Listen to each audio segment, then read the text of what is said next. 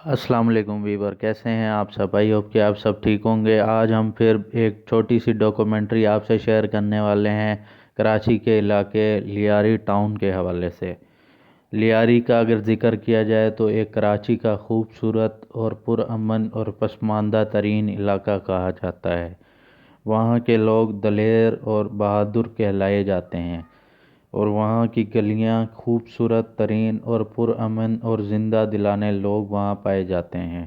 اور یہ خوبصورت گلیاں اور اچھا علاقہ کس طرح میدان جنگ بنا رہا اور کس طرح یہاں پر انسانی سروں کی فٹ بال کھیلی گئی۔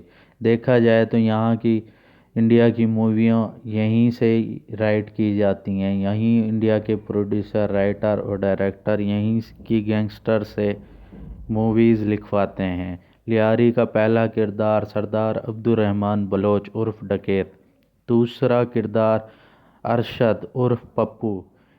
اسٹارٹ میں تو یہ ایک دوسرے کے بہت پیارے دوست کہلائے جاتے تھے اور ایک دوسرے کے بھائی بنے ہوئے تھے، اور ارشد پپو کے والد کے ساتھ رحمان اور ارشد پپو مل کر کراچی کے اندر ایک بھتہ مافیا کی طور پر مانے جاتے تھے۔ اور یہ اس دور کا واقعہ ہے جب لوگ ہزاروں نہیں کماتے تھے، یہ لاکھوں کروڑوں روپے بھتہ وصول کرتے تھے، لیاری کے ارد گرد کے علاقوں سے اکٹھا کرتے اور آپس میں تقسیم کر لیتے۔ محبت کا یہ عالم تھا کہ ارشد پپو اور رحمان بلوچ آپس میں رشتہ داریاں کر بیٹھے تھے۔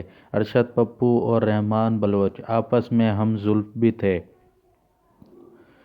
یہ ایک پیار محبت کا سلسلہ جاری تھا کہ کسی بنا پر ارشد پپو اور رحمان بلوچ کی انبن ہو گئی، اور رحمان بلوچ اور ارشد پپو ایک دوسرے سے الگ ہو چکے تھے، ایک نئی جنگ کی صورت اختیار کر چکے تھے اور ایک دوسرے کے جانی دشمن بن بیٹھے تھے۔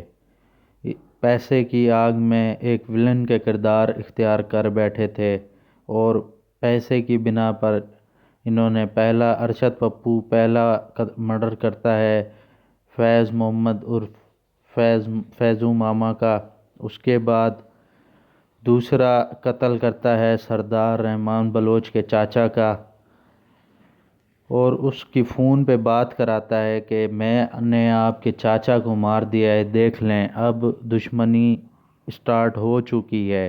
اور رحمان ارشد پپو کے بندوں کو مارتا تھا اور ارشد پپو رحمان کو بندوں کو مارتا تھا۔ رحمان ارشد پپو نے اتنا دشمنی میں اندھا ہو چکا تھا کہ سردار عبد الرحمن کے والد کی قبر کے ساتھ گرنیڈ باندھ کے قبر کو اڑا دیا تھا۔ یہ ایک خوفناک واقعہ تھا جس سے ناقابل برداشت سمجھا جاتا تھا۔ رحمان تنگ آ چکا تھا ارشد پپو کی وجہ سے، اور رحمان لیاری چھوڑ کے چلا گیا تھا۔ اس کے بعد ارشد پپو لیاری کا بے تاج بادشاہ بن گیا تھا اور بھتے وصول کرنے لگا تھا اور اربوں روپے کمانے لگ گیا تھا۔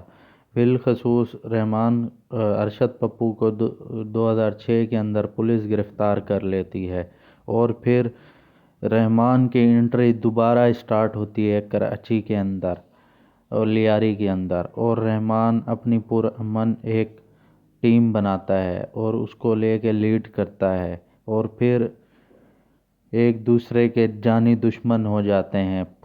یہ ایک دوسرے کو ڈھونڈتے ہیں اور پولیس ان دونوں کو ڈھونڈتی ہے، اور بالخصوص برائی کا انجام تو برا ہی ہوتا ہے، آپ سب کو پتہ ہے۔